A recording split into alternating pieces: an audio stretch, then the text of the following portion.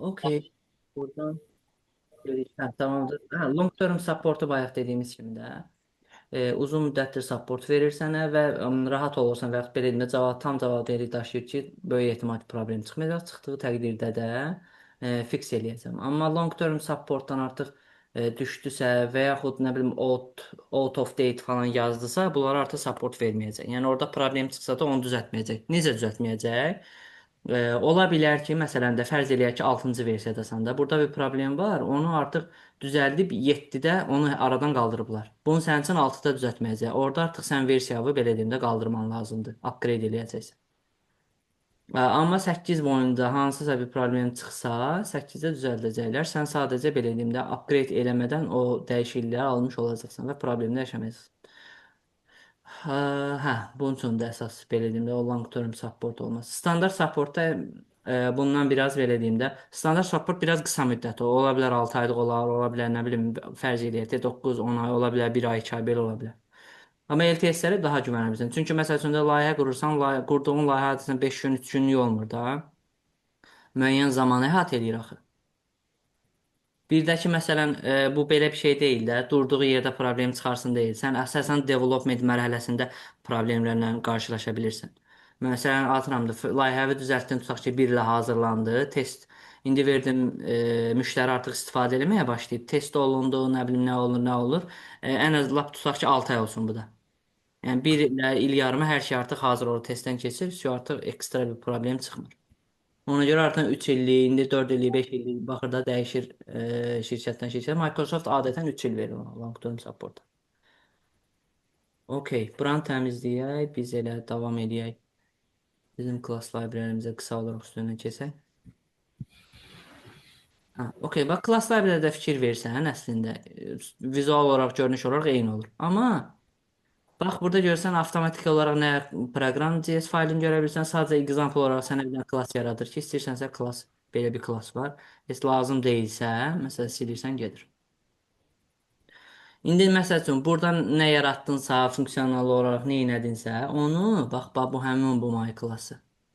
Bunun içərisində olan kod nümunələrini İstəsən bu layihəyə, istəyərsən bu solutionun altında nə bilim 20 dənə layihə varsa, hər birinə bu formada belə deyim də əlavə eləyə bilərsən.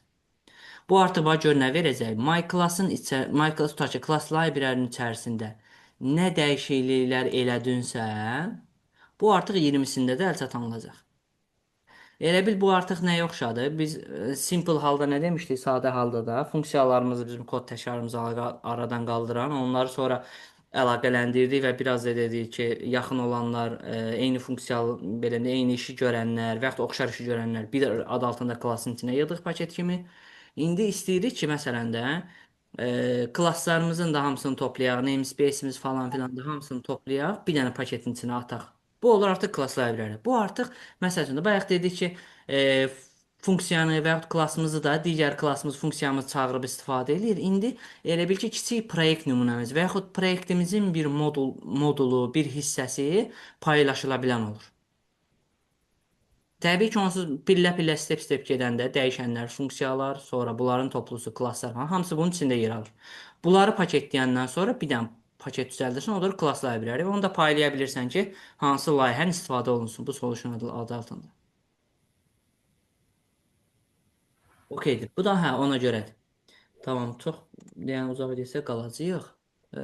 İndi qaydaq özümüzün belə deyim də kodumuza. Eyni ilə burada biz məsəl üçün klassımızı yaratdıq burada. Okey, public deyirik buna. Public olur access modifier. İndi deyək, məsəl üçün bizə lazımdır ki, property olaraq int tipindən biz nə elan edəcəyik? Hətta int tip yox, deyəm bizdə də deyəcəm. Produce ili. Produce A. Ekranı görürsən?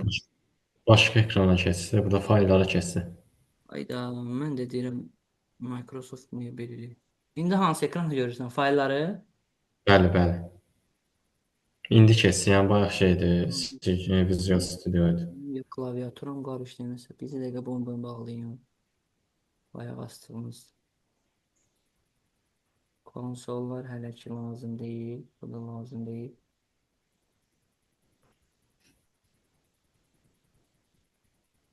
Lazım deyil. İndi kod pəncərəsini görürsən də yəqin ki. Bəli. Ha, Mesela Microsoft orada şeylər. Deməli, hə, intimiz yazıq. Produce yazaq. İstehsal ilidir. Buradan deməli getir və setter yazır. Bax, bu yazılış tam forması, bu property yazılışıdır. Belə deyim də adlandırma olaraq property deyirik buna. So. Bir də var məsələn field yazılışı. Fieldlərdə adətən simple bildiyimiz dəyişəni bu formada elan edirik. Adətən məsəl üçün əsas ayrıcalığı nədən ibarətdir? Fieldlər adətən private olur. Bircə saniyə üzr istəyirəm zəng gəlir. Mən bunu okay. Tamamdır. Bu olur bizim bax. Nə deyirdim? Bu propertimizdir. Bunu isə adətən field deyirik. Sorry. Bu yield. Bu yield field. Adətən bax fieldlərimizi private belə deyim də datalar kimi istifadə edirik. Kənardan hansısa belə deyim də necə deyim? Hə, daha doğrusu kənardan əlçə tanımlığı bağlamaq üçün istifadə edirik əksərən. Propertilərimizi adətən, sorry, qarışdırdım. Fitləri adətən bunun üçün istifadə edirik. Private olan dəyərlərə. Çünki bu kənardan heç bir dəyər verməyəcək. Getir, sektir də ondan ibarətdir ki, bunlara müəyyən bir belə deyim də dəyər verəndə, o verilən dəyər üstündə müəyyən dəyişiklik eləməklə mənimsətmə və yaxud geri qaytarma əməliyyatı eləyə bilirik. Get eləyəndə nə deməkdir? Bu propertidən data oxumağa çalışanda necə belə deyim də davranış sərgiləsin? By default olaraq heç nə yazmasaq, nə verirsə onu geri qaytara bilirik. Amma istəyərik ki, verdiyimiz dəyər buna mənimsədərkən daha çox olur. Hər hansısa bir, nə bilim, digər dəyişənə mənimsətmə olsun və yaxud nəsə baş versin və yaxud funksiya çağırılsın, bunun, nə bilim, dəyəri üstündə yoxlama həyata keçirilsin. Məsələn, tutaq ki, fərz eləyirik. Buradakı yaşla bağlı olaraq olan dəyişəndir. İstəyirik ki, buna mənimsətmə olanda 1 ilə, tutaq ki, 90 arasında olsun. Fərz eləyək ki, 95 mənimsədəndə nəsə bir mesaj çıxardaq ki, olmaz da, daxil elədiyin yaş şey deyil, uyğun deyil və s. və ilə axır deyil. Bax, onların hər birini setin içərisində belə deyim də blokumuzu açıb bağlayaraq bunun içində conditionlarımızı, şərtlərimizi və yaxud proqram kodlarımızı yerləşdirə bilirik. Eyni ilə bundan dəyər oxuyanda da istəyərik ki, oxunmuş dəyəri nə bilim 3-ə vurub avtomatik olaraq hesablayaq, nə bilim 15 araq üstə nə bilim faiz gələk, nəsə filan bəs məkanda əməliyyat edək. Eyni ilə onu da get məntiqində yaza bilirik. Və yaxud da dediyim kimi, by default olaraq bu formada saxlaya bilirik. Hə, indi bax, adətən məsəl üçün bu fieldlə property-nin əlaqəsi harda olur? Fieldləri dedik ki, private value-lar kimi və yaxud, sorry, variable-lar kimi istifadə edirlər. Və onun dəyərini çalışırlar ki, kənardan heç nə dəyişməsin. Amma indi bunun da dəyərinə görə istə klasın içində müəyyən bir məntiq yazılır, nə bilim nəsə hesablanır falan bəsməkan. Onda dəyər bir verilməlidir də. Onu da adətən bax həmin ada oxşar adla, fieldin adına propertin içindən eləyir. Necə? Eyni setin içində. Setin içində bayaq dediyimiz kod yaza bilirik də. Orada zaten mənimsət deyirlər ki, hə, setdə burada gələn dəyəri produce yerə mənimsət, amma private-dır, kənardan dəyişiklik olmaz. Və s. və ilə axır. Bunlarla bağlıdır.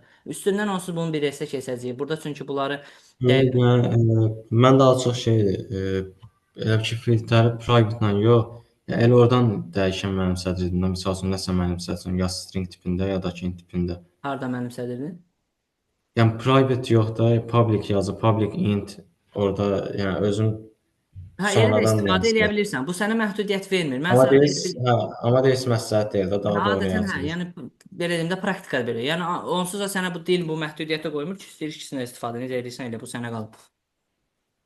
Sadəcə propertilərin daha belə deyim də çox funksiyonallığı var. Nədən ötürü? Çünki bax bu getir setterə görə. Fərqli bir Bəli. logikanı falan bunun içində rahat qurursan da, başqa bir yerdə yazmağa ehtiyac qalmır və s. və ilə axır nə bilim validasiya nəsə filan bəsməşən eləyə bilirsən.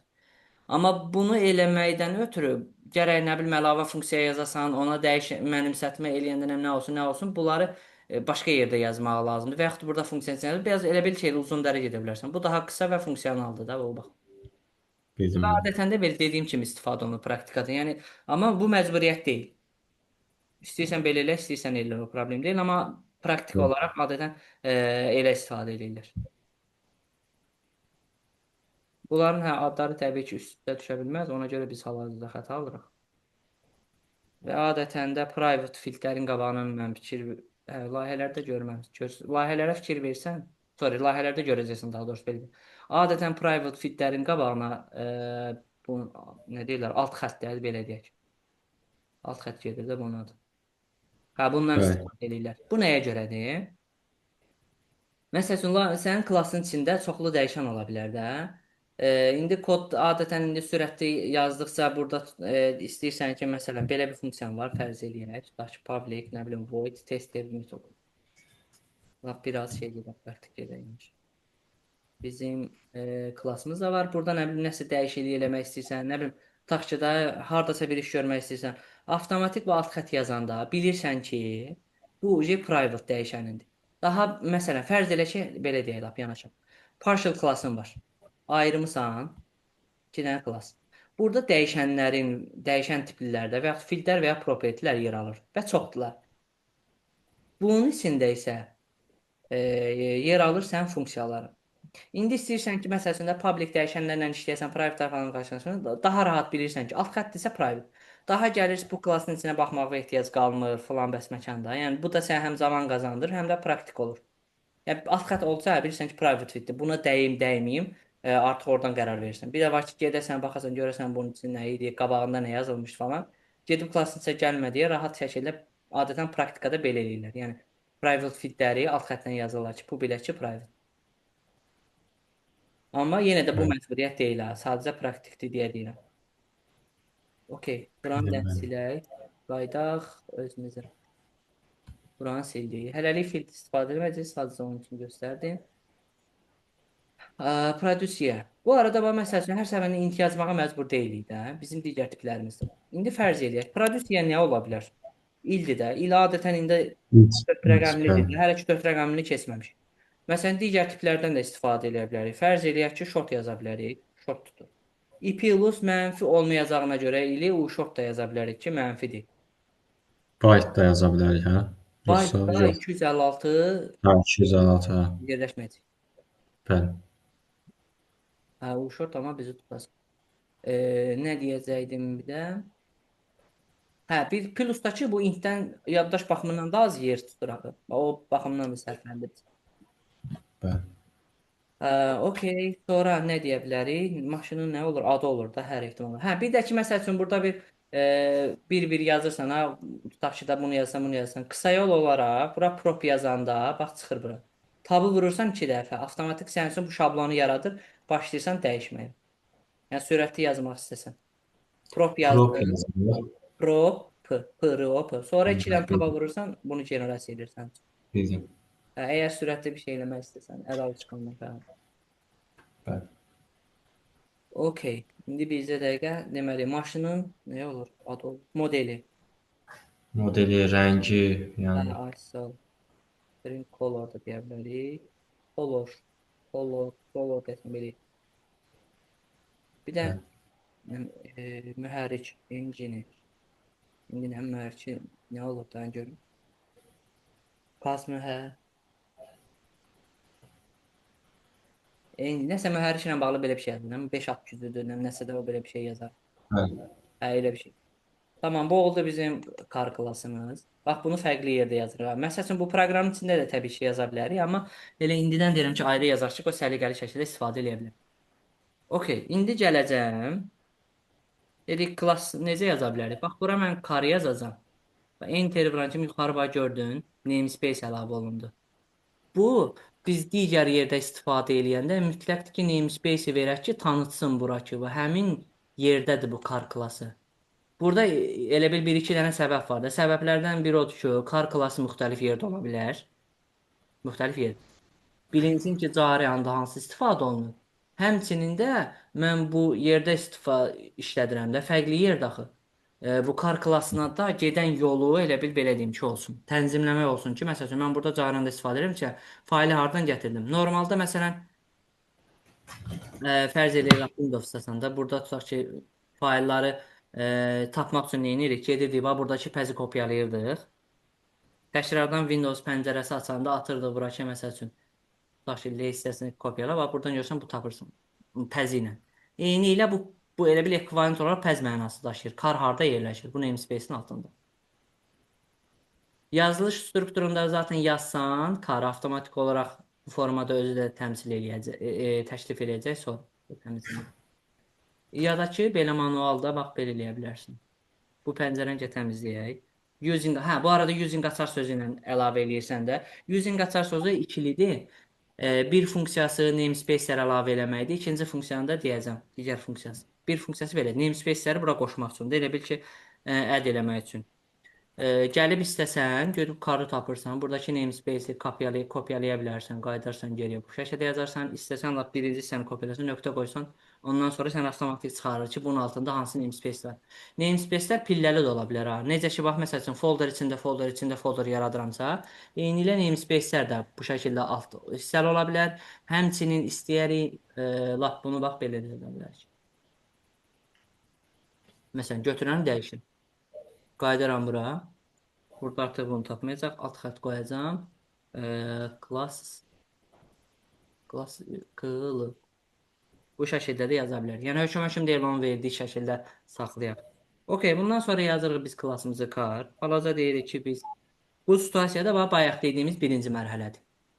Nə oldu? Stackdə sadəcə yaddaşda elə bil stackə atdı ki, bax belə bir dənə soru var, nə idi? Unity car. Stack siyahıdır ki, bir dənə car dəyişən. Vəssalam. Burada hələ ki heç bir şey yaratmayıb. Hə, indi yazsaq ki, biz carımız bərabərdir new car bu şəkildə. Bu bilirik də konstruktoru çağırır.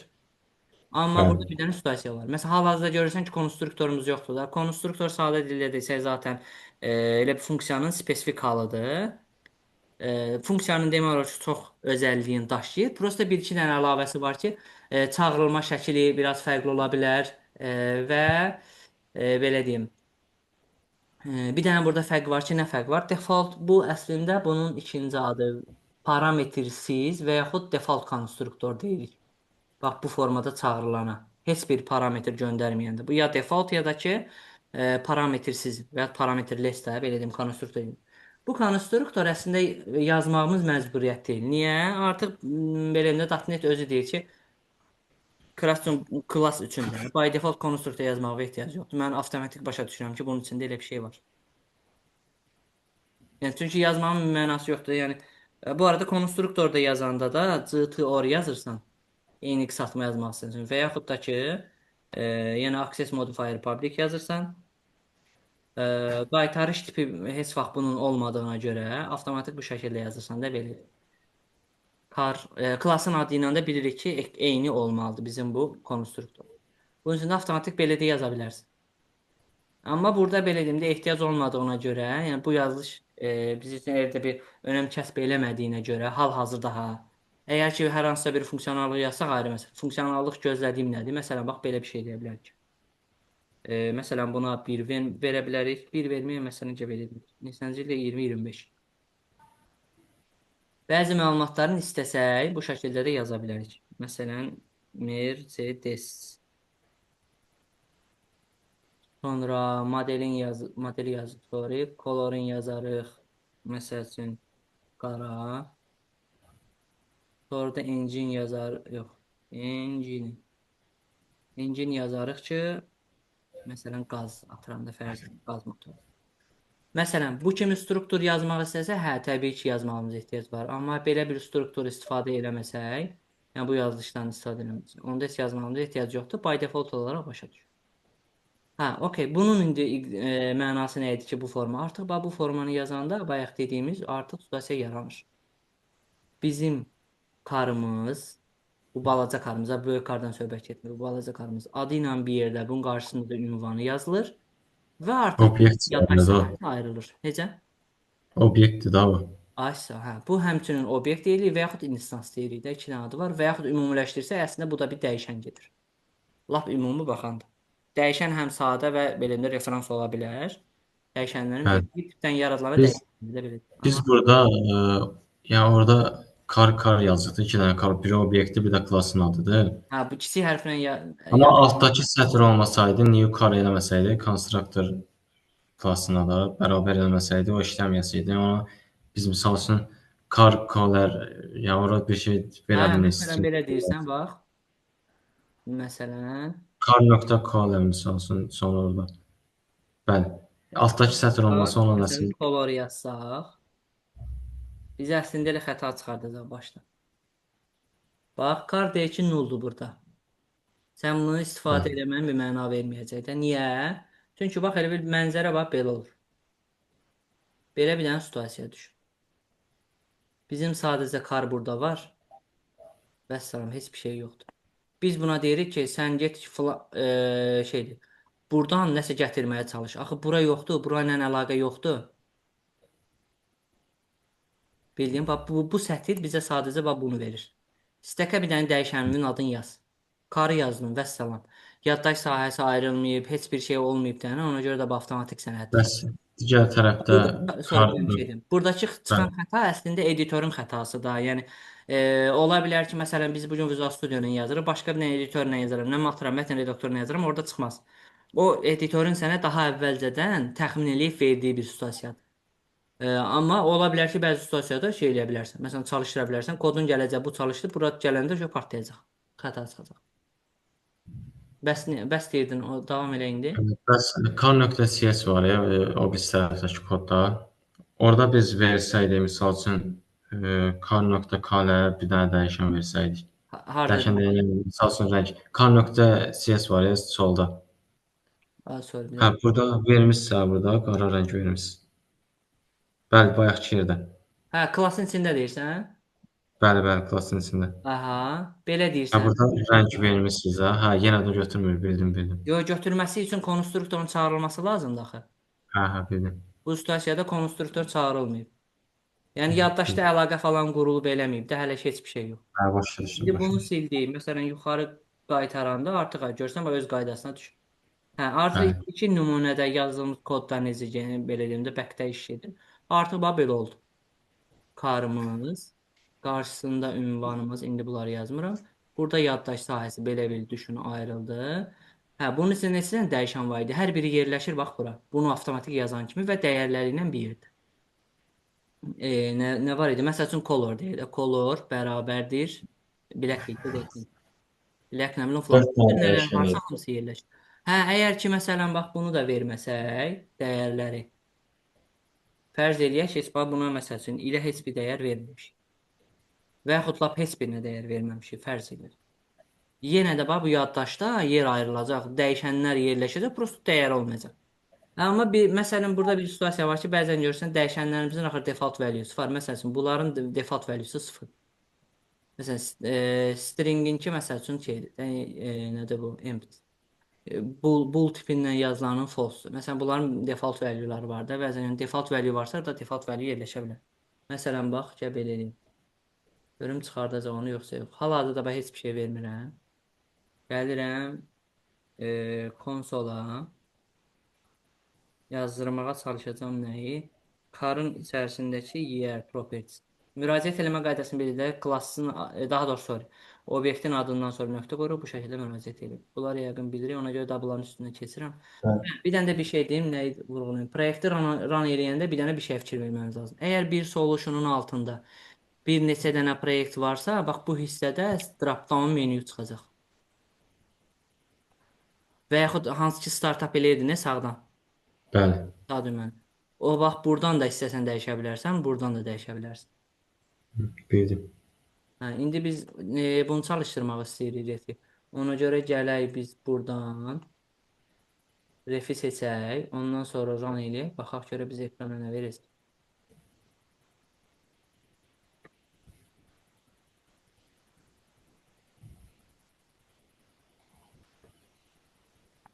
Ha, sorry. Bax gördün default value'si çıxdı bura. Bəli. Hə, ona görə heç bir problem yaratmır. Məsələn, orada bu olsaydı, onda da ə, nədir bu? False çıxacaqdı. Və bayaq dediyimiz situasiyanı da məsələn geri qaytarsaq. Hop, sorry. O bir bu formada eləsək, indi bir dənə təkrardan run eləsək, bax 20-25 il çıxacaq bu.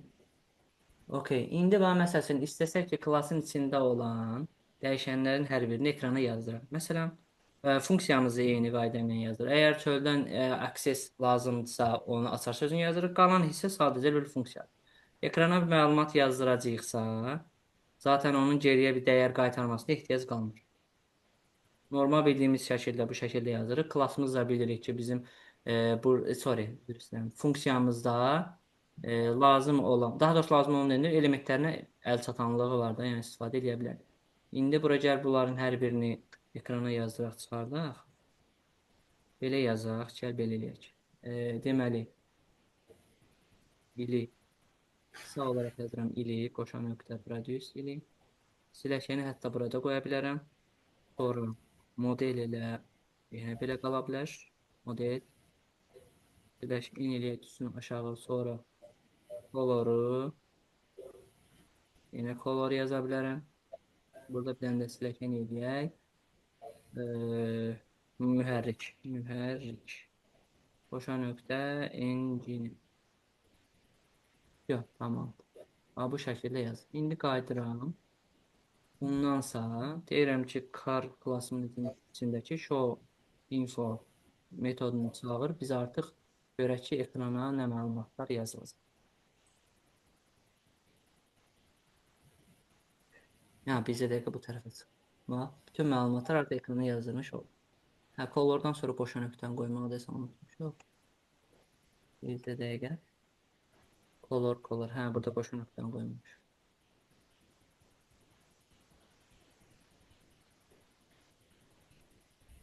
Bu şəkildə də vaxt dediyimiz kimi ekrana məlumatlarımızı çıxarda bilərik. Sonra bunun bax, məsələn, belə bir situasiyasında eləyə bilərik. Bizdə dəqiqə proqramı söndürmüşük. Dediyimiz kimi belə eləyə bilərik. Daha qısa yazılı şəkli belə və yaxud bunun tipi bilindiyinə görə varasar sözündən də istifadə eləyə bilərik. İkinci bir situasiya lafını eləyə bilərik. Bundan bağımsız olaraq. Absurd.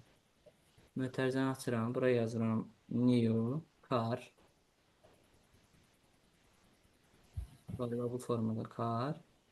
Avtomatik buradan əslində show infonu qoyub bu formada da çağıra bilər. Məsələn, heç bir dəyişənə mənimsətmədən belə. Bu formada da istifadə edə bilərik. Bu elə bir dəfə nəsə istifadə edəcək, o situasiyada bizə lazım ola bilər. Əslində sadədir də, yəni belə deyim, car dəyişəninin rolunu oynayır. Müvəqqəti elə bir dəyişən kimi düşün bunu, bu hissəni. O nöqtəni qoyub, buradan həmin belə deyim də icraat eləyə bilərik. Arxada elə bir dənə müvəqqəti dəyişən düşün, temporary. Bunu mənimsədə temporary dəyişənə, buradan artıq dəyişən üstündən buna çatmış olur. O nümunə. Amma müəllim, yəni bir neçə dənə obyekt olsa bundan edə bilmərik də. Aysa o biraz düz şey eləməz. Elə o bir neçə obyekt demişkən yaxşı edir. İndi məsələn bax qaydaq bu ya bayaq nümunəmizə. Bu hələ bizə lazım deyil. İndi bax save edirik. Gəl bu arada bunun içində sorry. Bunun bir yox. Bir dənə də konstruktor yaradaq. Hansı ki biz parametr göndərə bilərik də. Burada da məsələ bir iki dənə məsələ var. Bir, bax belə yaza bilərik. Eyni adlı dəyişəndə istifadə edə bilərik parametrdən. Bax belə bir situasiyaya düşün. Bunu da yazaq. Color. Bax indi buradakı dəyişənlər əslində fərqlidir bir-birindən. Normalda fərqli olmasaydı zaten bir dənə klassın içində eyni adlı dəyişən yarada bilmərik də, xətalardıq. Amma buradakı dəyişən parametr olan hissədəki dəyişəndir. Buradakı isə normal klassın içində olan dəyişən. Yəni bunlar bir-birindən fərqlidir. Amma bax məsəl üçün mənimsətmə eləmək istəyəndə artıq bir-birini ayırmamız lazımdır hansı olduğunu. Burada bir dənə ortaya açar söz gəlir, this. This istifadə edən C++-da da əslində Bəli, eləmişik, bəli. var idi, o da səhv eləmirəmsə. Bəli, var. Klassın yəni qısa desək, klassın özünü təmsil eləyir də, elə bil ki. Onsuz ingilisdən də elə tərcümə C++ elə da var deyirəm, belə C++-da işlətməmişəm, yox, xəbərim yoxdur. Amma burada klassların özündə işlətmişdim. Sədə klassın özünü təmsil eləyir. Ona Bəli, görə bəli. bunun içərisində dəyişənlərin adları üst-üstə düşsə belə, qarşılaşdırmamaq üçün deyirik ki, list, produce. Bu artıq heç zaman qarışmayacaq da. İstəsən F12-ni də vurursan, görürsən ki, bu uyğun dəyişən aparırsan və yaxud belə deyim, bura aparırsan. Burada vuranda görürsən ki, bax parametr tapar. Okay. Hə. Buna mənimsətməni eləyək. Deməli, modeldirsə bunu modelə dəyişək. Sonra color'a dəyişirik. Sonra engine'da engine.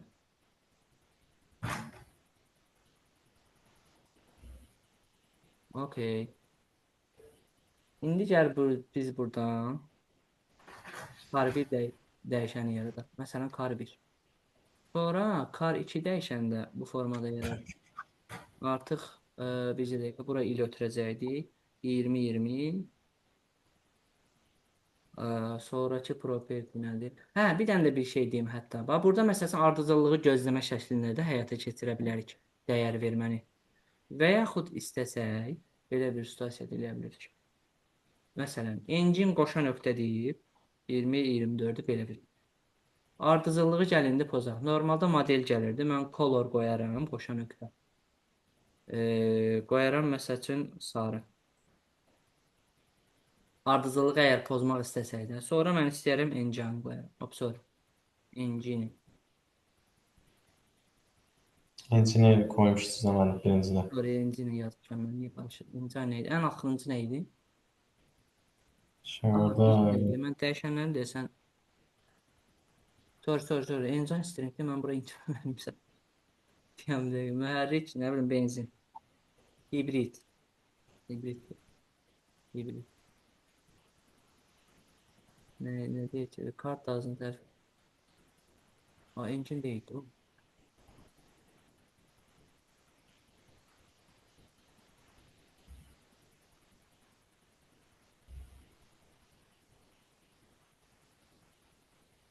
Biz niye tanımadık şimdi? Yəni gözlə bir dənə axıra kimi yazdım. Ola bilər bəsliyə görədir.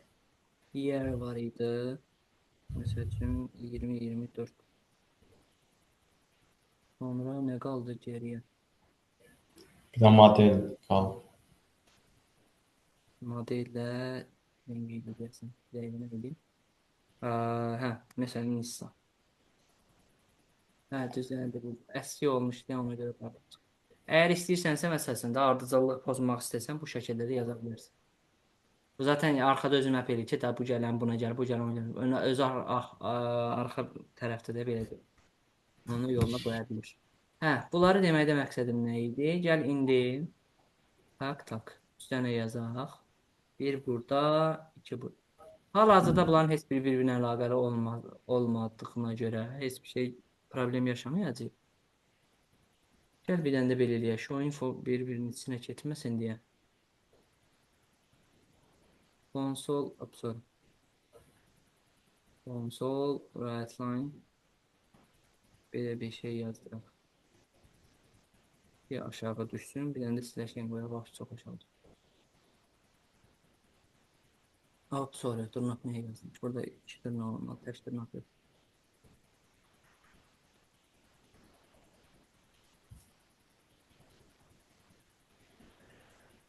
Tamam, bu situasiyada zaten heç birinin bir-birinə əlaqəsi yoxdur, problem yoxdur. Hərə öz işində. İndi bax, belə bir şeydir. Gəlirəm burada, bu hissəni pozuram. Həmən o dediyimiz referans məsələsini görmək. Yazdım bura kar 1, düzdür? Kar 1 mənim zəhminim. İndi gəlsən bura. Bax, kar dəyişəninə, ilinə versən məsələn 1999. Sonra karın nəyi var idi? Modelin dəyişək eləyək. BMW. İndi bax bunu bir dənə run eləsək.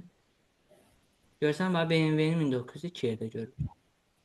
Bayaq izah eləmişdi ya, yaddaşda yeni yerləşmə baxımından necə yerləşir. Həmin o belə deyim də yazdığımızın belə nəzərinimizin praktik nümunəsi də bu. Biz burada kar 1 karla əlaqələndirdik. Birinci olaraq bax bu sətrə gəlsək, kar belə yerləşir. Buradan bura əlaqə var. Bu yaddaş sahəsi.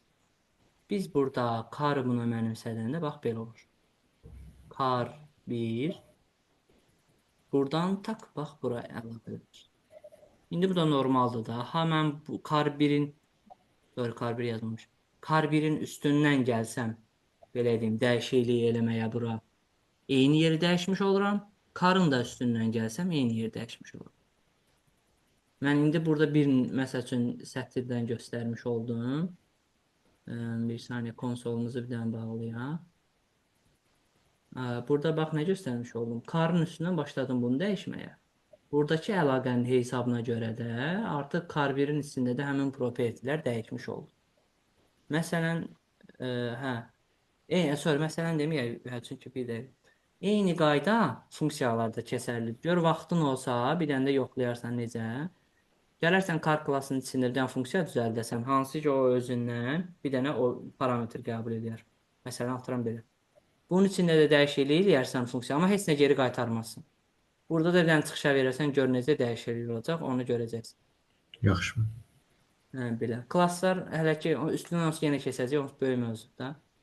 Bəli. Burada nəsə çətinlik və yaxud qaranlıq qalan hiss olmadı ki. Xeyr, mən Hə, çox sağ tamam. olun. Bunda mən bu videoları da yerləşdirirəm. Ha, keçən səfər tapşırıq vermədim. İndi bu səfər qeyd eləyəcəm də, tapşırıq eləyər, həm də klasslardan da Yaxşı. eləyə bilərsiniz.